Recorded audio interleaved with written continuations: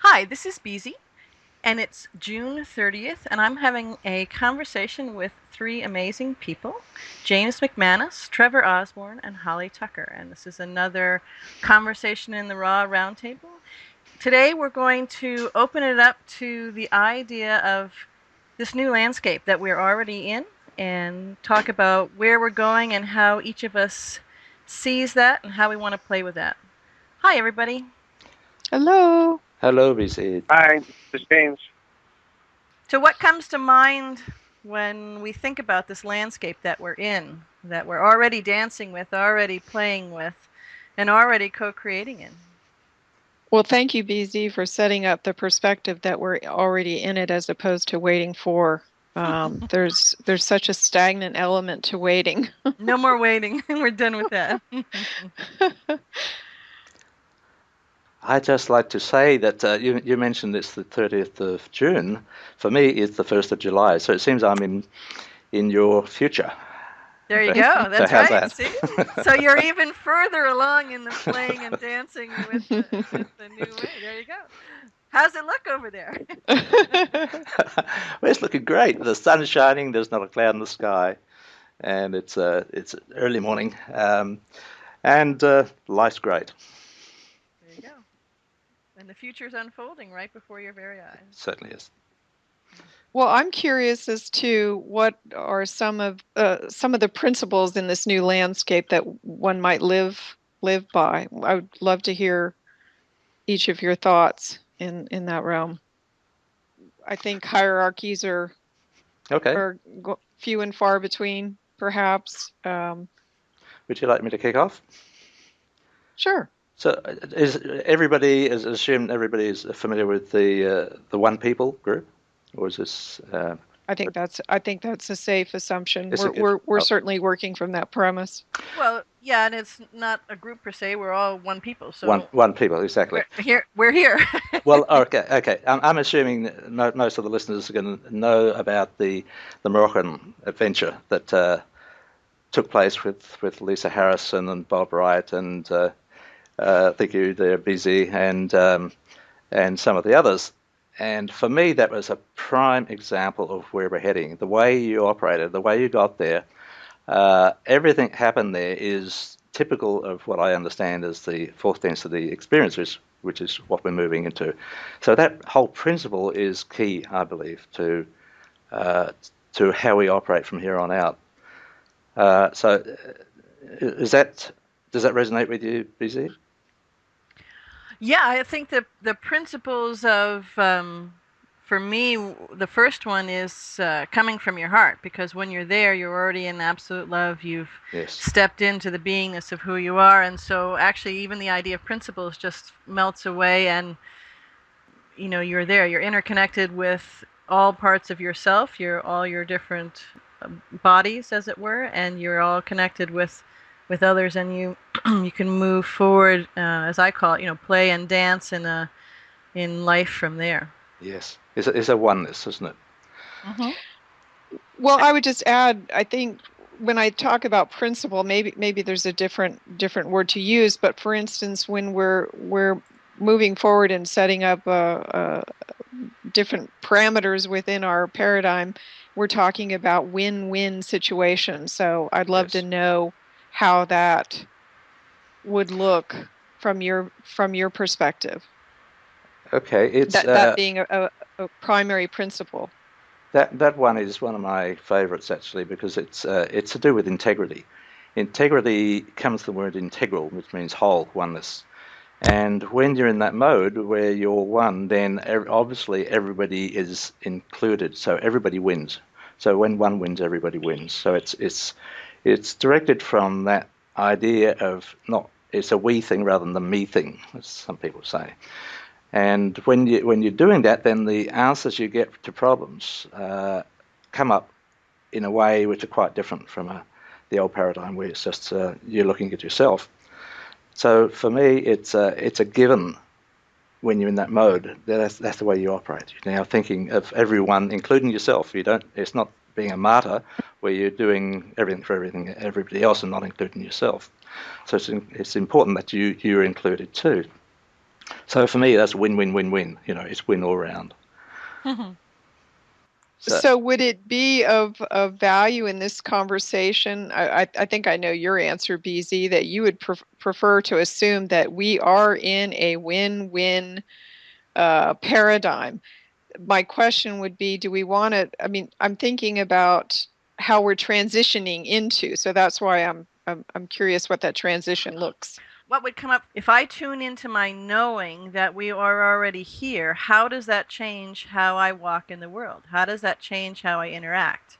There would be a whole set of conversations and discussions that would follow from that, and we can do that in a moment. So then the kind of the other way to look at that is, if I'm not quite certain about that, because I think, well, I don't see we're in a new landscape yet. My landscape doesn't look so hot right here. And I'm kind of tapping my fingers on the table and I'm feeling like I'm waiting, waiting, waiting. Then a question would be helpful is, what would it be like if I shifted my perspective to stand in the place and let myself be and come from the place of being in a new landscape and notice what shifts within inside of me, how I look at that. And that might be something that would be helpful to people, because people are in varying degrees of where they are in that, whether it's from a headspace and a cognitive process about that, or whether they're in a full being heart space about that. It's a fascinating topic, actually, isn't it? Because really we're in two camps. We've got one foot in, sometimes in 4D and sometimes in 3D, and we're switching backwards and forwards. And the example of the Moroccan experience, and then coming out of that, it must have been quite a shock when you sort of came back into the 3D world again, BZ. Would that be right? Well, I didn't actually go to Morocco in the physical sense. No, I went, Dee has mentioned many times that in the dream time Heather is working with those people, and I know that's the case. There are many times when in the last 10 days that I'm in the middle of trying to do something and it's the middle of the day, and it could be the sleepy train or the Heather train drives by and I just have to go unconscious for 40 minutes or 45 minutes. It's not that I'm tired and I want to have a little nappy poo. It's that it's it's like out. And I realize when I get back that I have been doing a lot of work. I have a knowing of it and I have a certainty of it. Do I have from a 3D level be able to describe to you exactly what that is? No. Just as I know that my hand, my right hand, when I move it, is in front of my face, that's the same kind of knowing. I do know what you're talking about from a direct experience of flowing with something, putting things out there, wanting things to manifest and happen as it related to my situation with coming to the end of the road of where I was living and no funds and all those kinds of things, and then putting it out there and having actually, one could say, out of the blue, come and unfold for me with absolutely no work at all. And actually the most important is that I got out of my own way, which is why it happened. And this amazing orchestration where people from all over the world gave of their hearts. Some gave money, but mostly they gave of their hearts, which to me was the most valuable, because it was that connection, an interchange of stories. And the place where I am now is because a wonderful light worker was going through her own journey and having some fear-based issues and struggling with I had mentioned it, Trevor, that straddling of the two worlds, and reached out and said, in the way that she does it to Archangel Michael and her guides and all that kind of stuff, I need some help here. I don't like being in fear. I want to be of service. What can I do? And 2 or 3 days later, she just happened to be in the right place and so on and so forth, and called me up and said, hey, I want you to come stay with me. And we'd never met, and it was perfect synchronicity and a good fit and all of that kind of stuff. So that was an example of a dance of that. And it's happening to everybody all over the place. One of the things that I was just having a conversation too is that, Julian Wells just came back from Mount Shasta. So people listened to that recording and it was great. He was sharing his experiences with Chris and a lot of energy and all of that. I was in a conversation and someone said, well, gosh, I wish I could go to Morocco because they had cool stuff happen in the Sahara, or I wish I could go to Mount Shasta because they had, if only I could go to Morocco or in the Sahara, or if only I could go to Mount Shasta, then I could have those things happen. And for me, it's a resolute knowing and coming forward in the conversation to say, you don't need any of those things. You are right there. You can take yourself right there. It's much quicker and much easier if you do it in community, local, in connection, where you can reach out and touch the person, community. But we all have that ability. Those energies are there right now to have those things. It's intention that lets that unfold. It's coming from a heart space that lets it unfold. It's that inquisitiveness and curiosity and sense of wonder. You could describe it as childlike, or you could describe it as an adult who's happy and letting all the worry rise off. So that's kind of, if you want a platform or a tenant or a structure for this new landscape, that would be it. To let yourself come out of the mindset of, I don't have to wait, I don't have to go over there to that mountain or that sand dune or whatever it is. I can start to do that. Because all of those are, people don't realize how incredible they are as a being, how powerful they are as a being, and they don't realize how, because of that power, they block themselves from what they give voice to that they want. Well said. Yeah, I couldn't agree more with what you just said, and that attitude is key, isn't it? That feeling of being in that mode. What I think is, for me anyway, is the main thing is getting in touch with what is known as synchronicity. Now we hear about synchronicity, and we have certain experiences, and there's certain times when we experience something like that, and we say, "Oh, that's how synchronistic," or synchronicity. But really, it's everything is synchronicity all the time, but it's either conscious or it's not conscious. In the 3D paradigm, it's unconscious. We're doing it all the time. We call it Murphy's Law, don't we? Everything can go wrong will go wrong. Whereas in the 4D world, it's the other way around, where everything just fits in, everything is joyful, people come into your life just when they need to, and so on and so forth.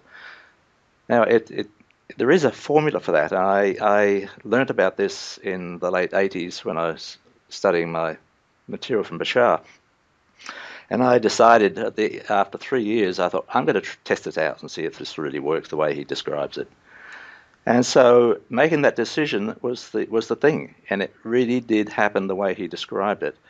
The way it works is that it's about getting in touch with your essence, as it were, and the things that bring you joy, the things that make you feel excited, the things that you would love to do. And when you do that, then this magic seems to happen. It's this synchronicity where everything falls into place. If I may, can I give you an example of how that happened for me? Yeah, it'd be great. Good. Okay, well, it was in, I think about around 1989. I decided, okay, let me test. I'm going to test this out. So I thought to myself, okay, what would I really love to do more than anything right now? And the answer came back quick as a flash. I'd love to travel and meet people. I thought, wow, yes, that's what I want to do. So if I'm traveling and meeting people, I don't need this house. So I thought, oh, well, maybe I should put the house on the market. So it was a Saturday morning, about 9 o'clock. I called up the local real estate agent and said, look, I want to put my house on the market. And she said to me, the lady said, can you describe it to me? And I did. And she said, and how much you want for it? And I told her. And she said, I might have somebody who's interested in that house. And I said, oh, good. She said, are you home this morning? I said, yes. She said, can I bring you around? And I said, yeah. Anyway, cut a long story short, within 2 hours, my house was sold. I got exactly the price I asked for it, and the lady wanted to move in that following weekend. Now, that was just the start of it. And from there, it just carried on like that. There's a whole lot of other stories I can tell you, but it was like that, where it's happened so simply, so easily, and everything just fell into place. And I did that for 4 years in my trial, as it were, and it just works. It just works like that all the time, and all these amazing coincidences happen, and it's wonderful. It's just wonderful. So I've had I know what they experience in Morocco because I've been there and done that, and it's to a lesser degree now, but at that stage when I was doing the test, it was all working perfectly. So I know it may sound very esoteric for people, but it's not. It's the way life works when you let it, and it brings you joy and it brings you harmony, and the rest of the world seems to disappear. Funny enough. You hear about it, you might go and listen to the news or watch the news on TV, but it doesn't seem real to you. But you're not involved in that. What It's you're not involved in, relevant. no, it's not. It's not really for you, because all the people around you, all the people you attract, are of like mind. So those are conscious choices, changing your perspective, changing your environment, recognizing that certain aspects of it aren't serving you in your most complete and absolute essence. So for those listeners who feel, they're excited about the idea of changing their perspective, it's a matter of just doing it, just saying, I'm going to experiment here. Yeah. As James was talking about in our last roundtable, it's about how within ourselves and with other people we language things. If you're like Trevor and you say, okay, I'd like to travel, and the next thought that I would call it, I had a thought. And when I say that, the thought came to me, and it was either my higher mind or my guide or Michael, Archangel. So I had a thought, and it came to me, and I'm a free will, so I can choose to play with that or not. In that example, Trevor, well, gosh, I better think about selling the house, and so then out of the blue, Yeah.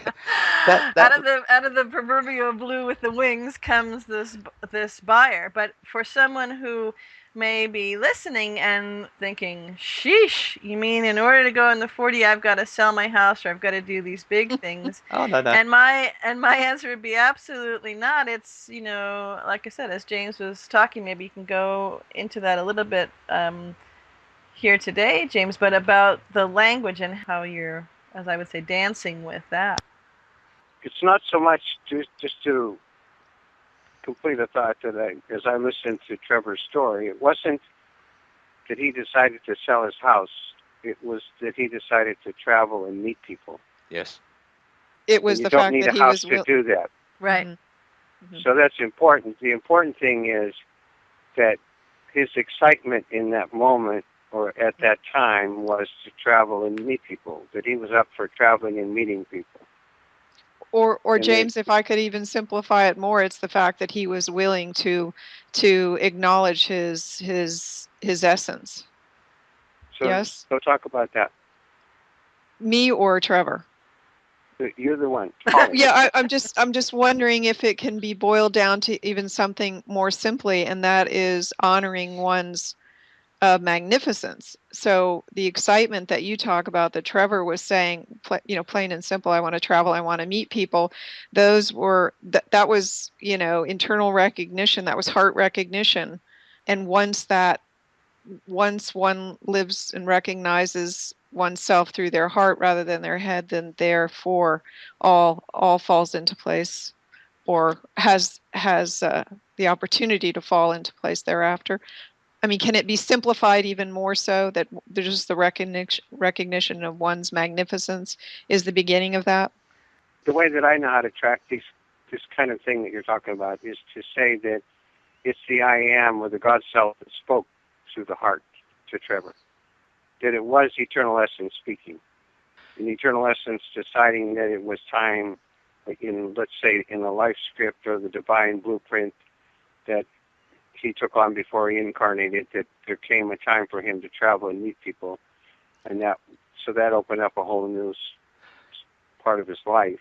Yeah, that was the doingness part of it, because really, it was the feeling I got from what I'd really love to do more than anything else. That was the question I asked myself, and that came. I didn't even think about it; it just came to me that instantly. I want to travel. I'd love to travel and meet people.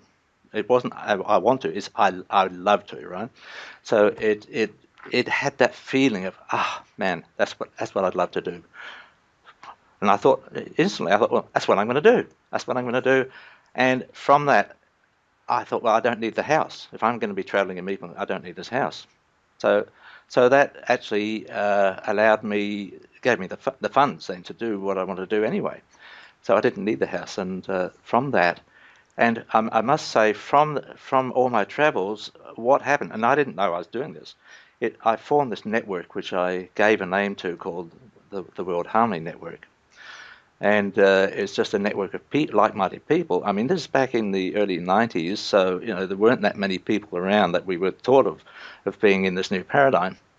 But I attracted them. I discovered that they were there in all walks of life because nobody sort of knew much about this at that time.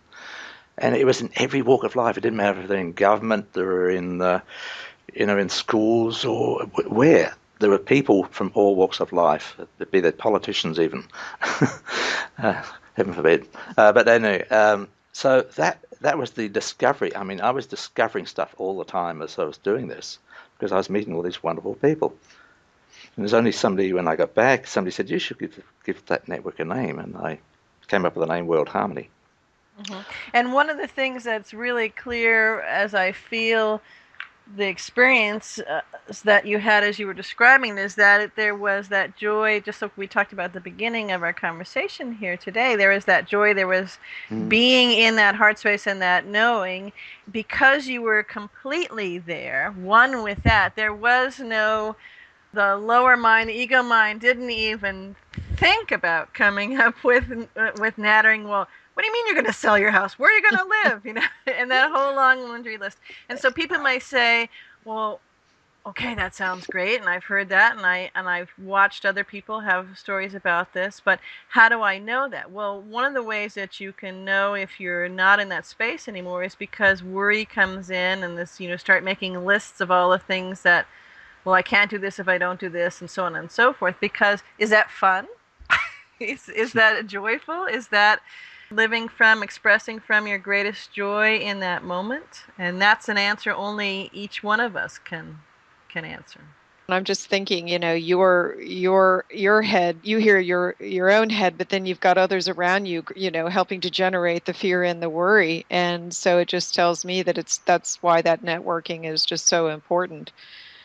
Because it's got, it has the potential for exponential growth when we reach out, to those like-minded souls. That's where boundaries come in to make the conscious decision and be resolute. It doesn't mean you have to be mean, but be resolute about it, that you will not pay, you at that moment choose not to pay energy into the people around you having those conversations. If they don't support you, that isn't what you want. It's not gonna make your heart sing, and it's certainly not gonna let the synchronicities and that being space unfold. So again, that's part of, for some people, it may not be selling the house. It may be letting go of the purported friends, purported relationships, purported community. And I will use that word purported intentionally, that it's time to let those go. I mean, I know that that's how I've walked through the world, and I knew where my path was, even though it wasn't a straight one. I knew what had agreed to do eons ago, my mission to come here, and I knew that the road, even though I tried in some different areas longer than really I was beneficial to me or anybody else, that I needed to let those go. Mm-hmm. I might add as well, part of this synchronicity, when you're in that mode, the universe supports you in everything you need to have in your life. And so the money ran out, but I still kept going. And I've had experiences where I've literally had 10 cents in my pocket. That's all I had. And yet the next thing, the universe provides me exactly with what I need, somewhere to live and so on and so forth. So all that happens, and it continues to happen. You don't need money per se, and unless the universe requires that you need the money, then the money comes to you. And I've had that. I know I was up in the Pacific Northwest one time, and I just went there on trust, didn't have any money. And then while I was there, an old friend of mine who I loaned money to years ago, who I'd written it off because I thought, oh, well, it's gone. He contacted me, he found me, contacted me and said, look, I've got that money now and I'll pay you with interest. And suddenly I had $5,000, I didn't have before. So things like that happen when they're needed. Now, I needed that money that time, obviously, to do some more travel and so on.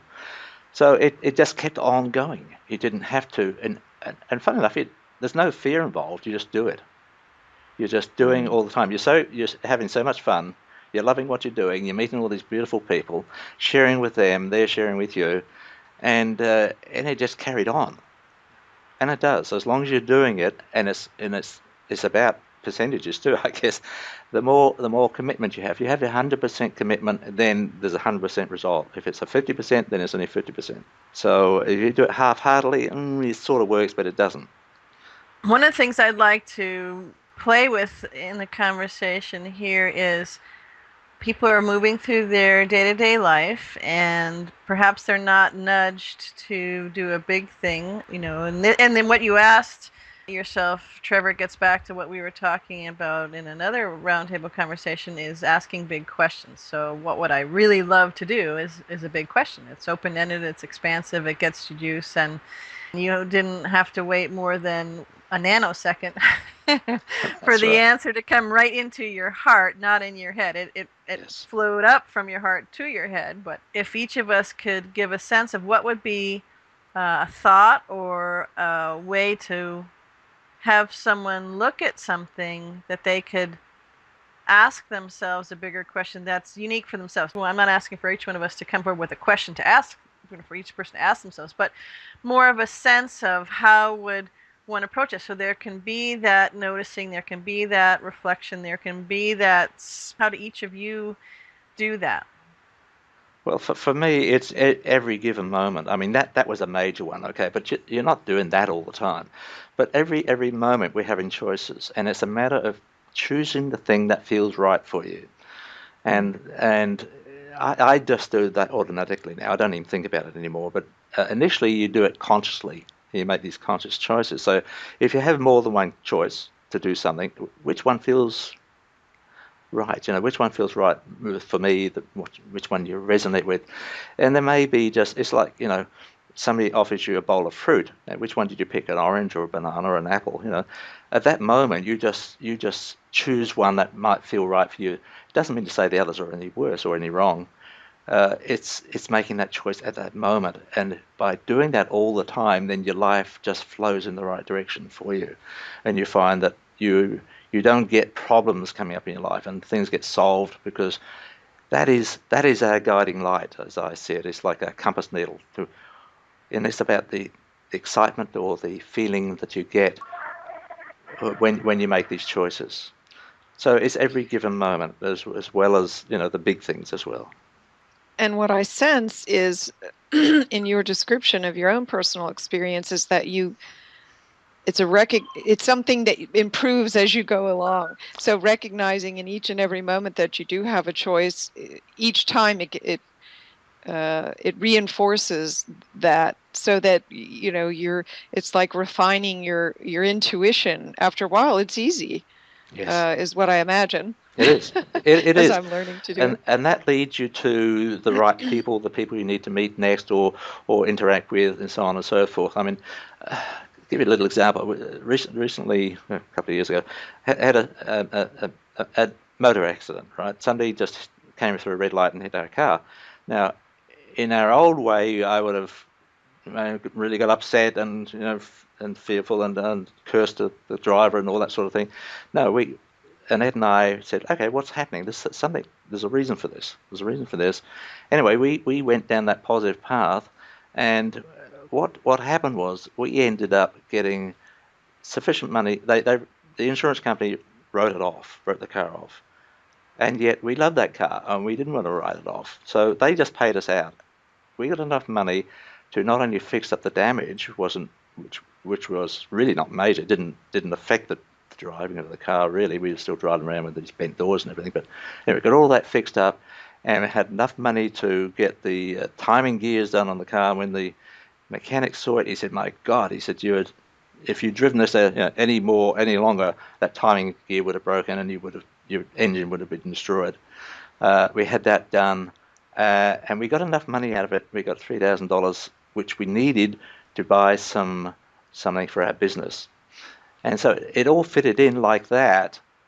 So what would have been normally a negative experience was a positive one for us. It turned out in a positive way.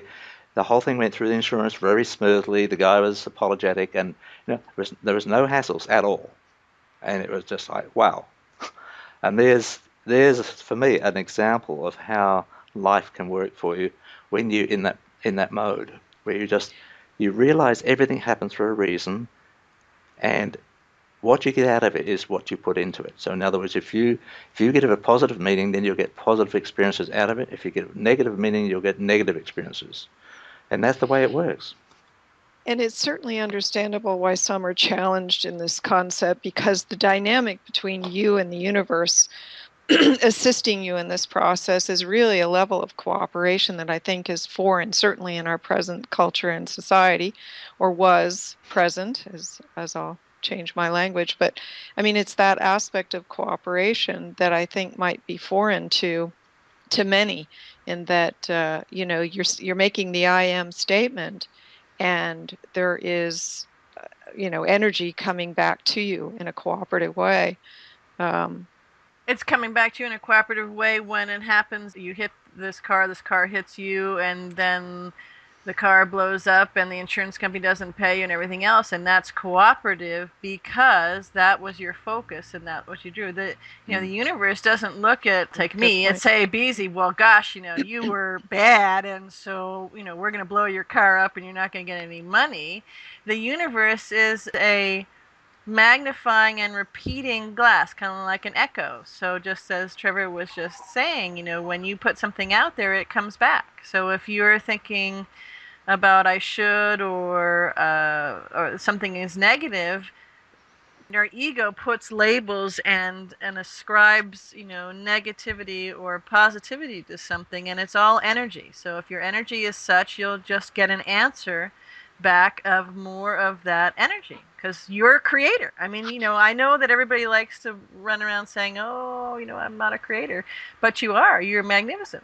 If you look at it and things keep routinely happening that you think are limiting or frustrating or lack or any of those kinds of things, then stop and do your happy dance and celebrate and say, my gosh, I am an amazing creator. Wow, look at me. I mean, I am so consistent at this. I'm so good at this. This is just phenomenal. And, so the laughter is good, but you just need to clean up how you're showing up, how you're framing something, how you're interacting, and how your energy is out there in the world, and you can do it just as consistently, just as beautifully, just as expansively, again and again and again and again, with what you want. And it's as simple as that, although sometimes it can be excruciatingly difficult, but it is as simple. It truly is as simple as that. It is, BC. It's this principle, you're talking about principles, Holly. This is what is known as the neutral situation. Okay, so everything in the universe is neutral. What we get out of it is what we put into it.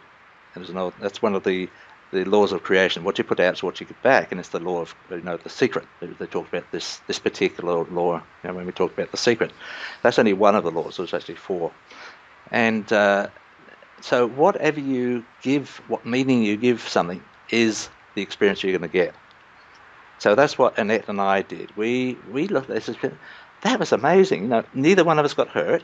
The car either hit us broadside right in the middle of the two doors, and is in a perfect place. And in fact, as I saw him out the corner of my eye as I was turning, because it was the traffic lights, I was turning right, and the car hit me broadside.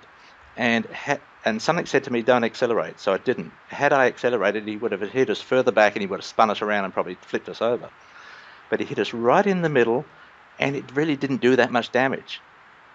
And it didn't damage the chassis of the car or anything like that. So the whole thing was perfectly orchestrated. It was amazing. And when you get fascinated with this and look at the whole thing, you say, wow, And by giving this positive thing, we were actually fascinated to see what was going to happen next. And so it did. It all unfolded like that. And we still talk about it today and say, wow, wasn't it a wonderful experience? And yet, And who would say that with a motor vehicle accident? And that's the way we actually received it as a positive.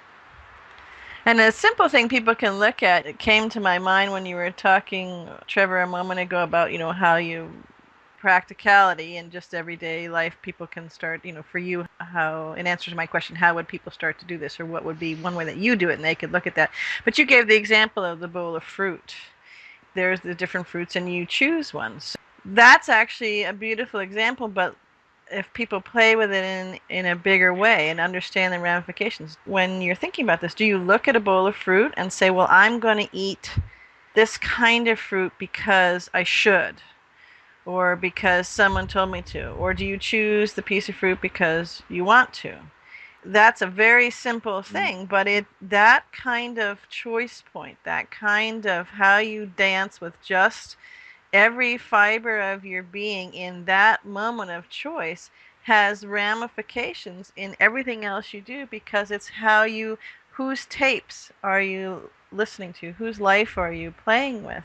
And if you want to take it that cumbersome and that basic, then and some people feel kind of stuck or lost, and maybe a little idea like that can help them, but everything is a moment to dance with love absolute, and it's only are we willing to play with that. So I'd love to hear, Holly and James, how do each of you dance with love absolute? I've said previously how simple it is to do so from love absolute. So I'll just say that it is quite well. For me, it's such a basic part of my being that if I just completely let go um, of any constraints, any fears, and so forth, it just happens very naturally. It's just. Do you let yourself do that?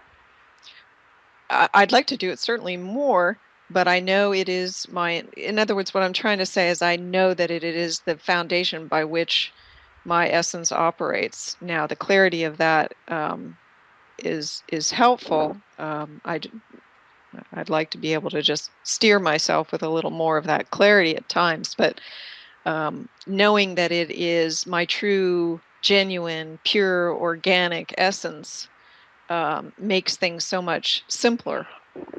Absolutely. And in that example, you actually are presenting a great way for people listening. So tell us for a moment, when you notice that you're not doing what you know is the great springboard, right, to that, how do you, if you catch yourself in the moment, what shifts inside of you? Because that's the kind of stuff, as you've been asking, that people would want to hear, that they could kind of borrow that piece of how, okay, well, I heard Holly say this and she did this, and so let me see how that resonates for me, and then they can come up with something for their own. So what happens in you when that occurs to shift it? Well, I'm not sure if you're asking, I'm not sure how mechanical you're asking that process, that moment, but it's an aspect of compassion. Now, the question would be, is it compassion for myself or compassion for another? And I think at times, at least for me, I'm challenged to be compassionate towards self first. So so for me, it's an aspect of compassion. That's the key. That's what turns. Um, that's the grace by which I move forward. Now, it would certainly be more graceful if I could do it with a sense of compassion more for myself before, expressing that compassion to others. But it is definitely compassion, at least that motivates me. Wonderful. That's a great tool that people can think of and borrow. So what I hear you saying, Holly, is you focus in your heart. That's where compassion resides. Oh, and it's a warm, rich sensation, no doubt. It's so pure and it's so organic. It's innocent and beautiful. You just gave You just gave from the quality, the two different resonances of your voice. And people can play back the audio recording, and the change in the richness of your voice, the coming from your highest space of love and beauty was in the second part of your answer when you let yourself acknowledge that. That was lovely. My answer to that question that BT asked is to want to bring Bashar's, because Trevor had asked the three of us to prepare ourselves for this conversation by listening to some teachings from Bashar. And one of the things that he said in the longest of the three was that there's only one. There's only one. He kept on saying there's only one. And that was a lead-in for him to talk about synchronicity and how to get positive synchronicity by being in your integrity. And so it was a very, very, very, very powerful teachings. The way I know the one, so I don't call it the one, I call it love itself. So I know that there's only one, the way Bashar knows that there's only one. But my particular name for that is love itself. And that's all based on my own training and my own path. When I am not being love itself, it hurts. I can go back from the time of being a child and recognize that it has always hurt when I was not being loved. Over the years, over the course of a long lifetime, I have gotten better at recognizing and then what I call correcting the course, getting back in my heart, stopping. The first thing to do is take a deep breath. For me, not talking about anybody else, to talk about what works for me is to take a deep breath and get focused back into, I don't want to feel badly, I don't want to be hurting anybody else, so let me get centered again. So simply to get centered, and the centering is in the heart. So that's, I know that one, and I know synchronicity to be experiencing and expressing of love itself. So that's how I translate those things into my own language system. So the thing that's interesting to me is to know that Gaia, that the Nova Gaia, is the planet of love. Those are the teachings that I know about, and that whenever I am correcting the course, I'm either being love itself or getting back to it. Because those are the two things that are important to me. That's how I know how to conduct myself in my life. I don't like how it feels to not be loved. I think it was that course correction you were talking about, James. I'm imagining it comes easier. Yeah, what I hear Trevor saying that too. It's the same thing in his discussion about synchronicity. After a while, you get good at it, and the better you get at it, the more expansive and more empowered the love itself gets. That's my experience. So you get the longing. You get to notice it more quickly when you've fallen off, or when you've gone into your head, when you've fallen in the ditch, when you start going to your mind and start thinking or judging or blah, blah, blah, whatever it is. The more time I experience in the love field, the more painful it is to leave it. So I stop whatever I'm doing. So that's one set of things. I correct the course. I get back into it. I do a breathing process, and so in a few seconds, usually, I'm back into it. I invoke the sacred fire. I invoke call forth the divine beings and all. There's all kinds of assistance. That's one set of things. Another set of things is to avoid the conditions and circumstances that are likely to take me out of that. So I become very circumspect in my life. Mm-hmm. Why? Because I love living in heaven on earth. I just absolutely love it. So I am careful to to only have those circumstances in my life where I can have that. That's what's true for me. In saying, I've said this to both of you, I I love working with the two of you. I'm working more with Beezy because we're both local, but I love working with Holly and love working with Beezy, and I'm really interested in this conversation, bringing Trevor into this conversation, because now we're expanding the field. We're expanding in Trevor's phrase, we're expanding the synchronicity, the capacity for synchronicity. All four of us are doing that. Mm-hmm. In my phrase, we're expanding the field of love. We're all getting to know each other here. Mm-hmm. And I don't think they're different.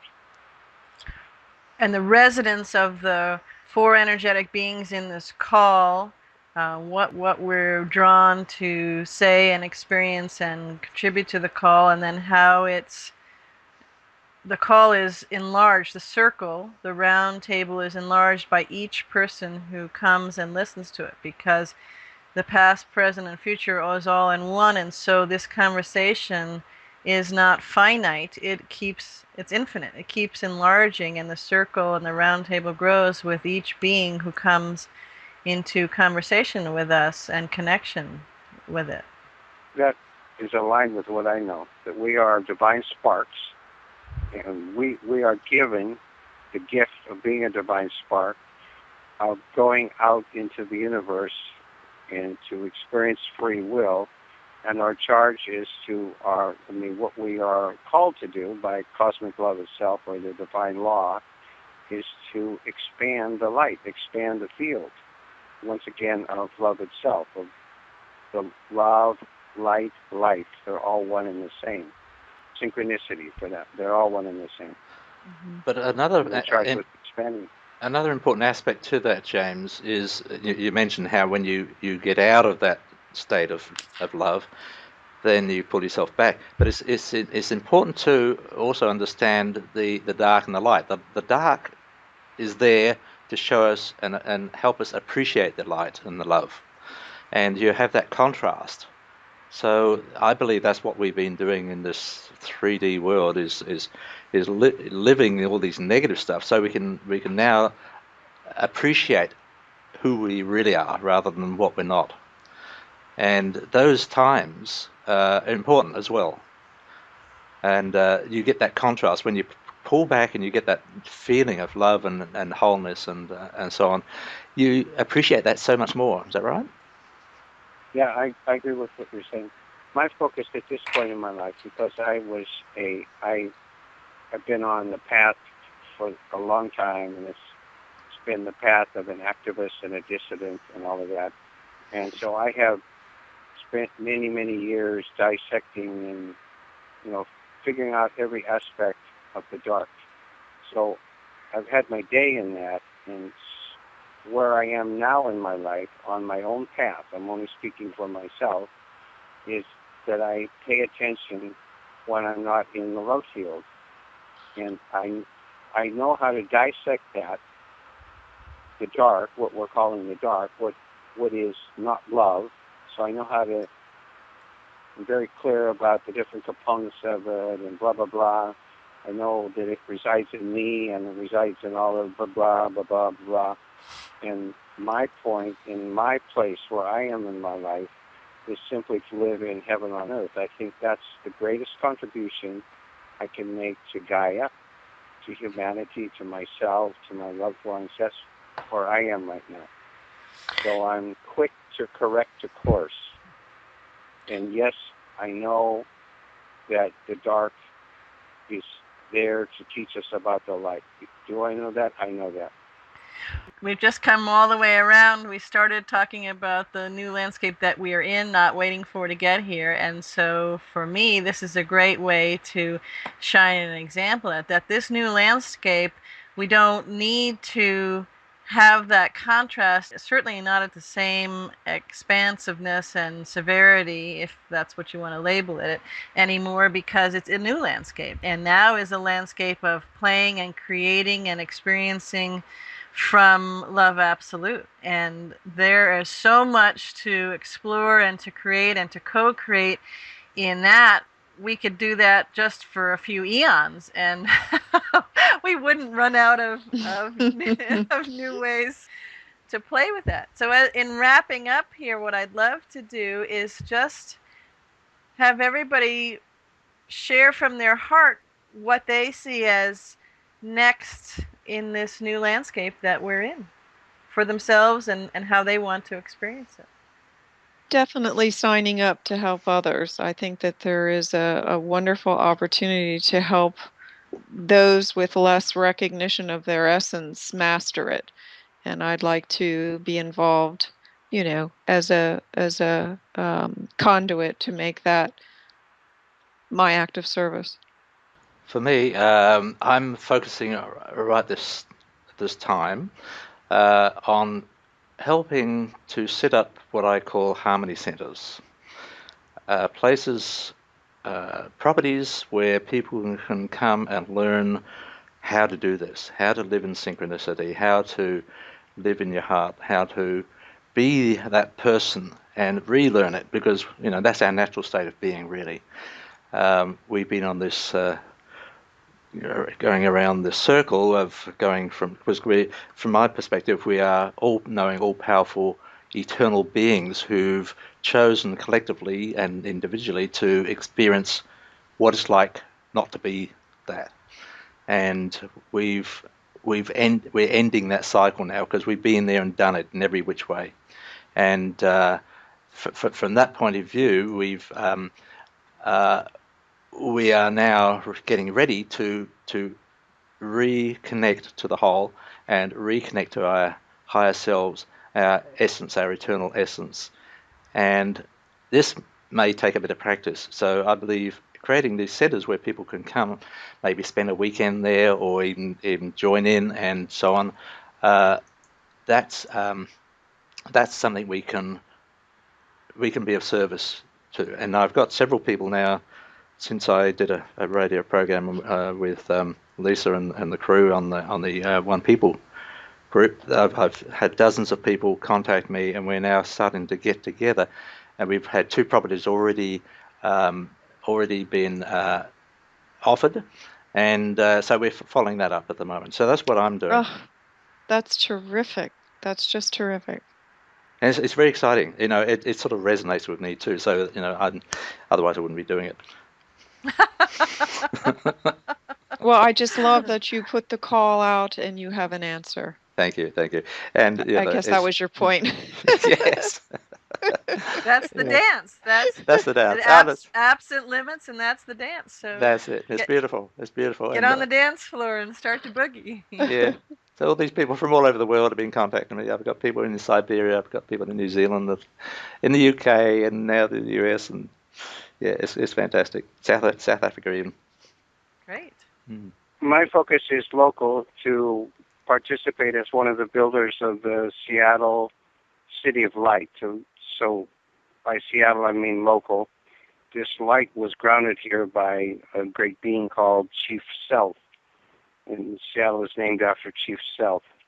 So it's been going on for a long time, and I joined in the mid-'80s in beginning to prepare for the City of Light that is opening itself here. And BC and I are local, and and so is this wonderful woman named Cheryl, who opened her home to BC. So we 3 are working together, and others will be joining us locally. So it's about, let us say, a demonstration project locally for light workers to work and interact together. Beautiful. And you live in such a wonderful part of the world there, James. I spent some time in the Pacific Northwest, and so I really appreciate that area. The energy there is beautiful. Mount Rainier there is gorgeous. I've been partway up the mountain there. I've spent some time there. It's wonderful. So well done. It's the time of coming together. I see it as circles within circles of an ever expanding in pond or the ocean of love absolute, the different ripples reaching out in circles coming together. Julian was mentioning about that and connecting with lots of people. He was surprised from Seattle area, Mount Shasta, and I had a conversation with him and said, I'm feeling like it's time, and he said, yes, it's time. Let's, we have to meet up again and do this. So there are people are coming at from it different perspectives, different missions, different things that really light their highest brilliance and passion, but it's all coming together. For me, it's a combination of that dance of circles and circles. I do it in the etheric, in the global, and all of Source's universe through the web portal and the energetic portal, and then I also am thrilled to be able to, and I know, I mean, I came here just for this very reason, was moved, was a beautiful being chess piece moved from the East Coast to the West Coast by Archangel Michael in 2011 to be in the right place and time to do this in a grounded way as well, in person, in those circles within circles. Mm. Well, I really appreciate all the light work we're doing. Absolutely. Thank you all for this. It's fun. Another conversation in the Raw Roundtable, and of this circle will will come and play and ripple and be here again. I'm certain of it. Wonderful. So thank all three of you. Blessings. Thank you. Yes, and thank you too. And thanks, BZ, for inviting me. Thank you.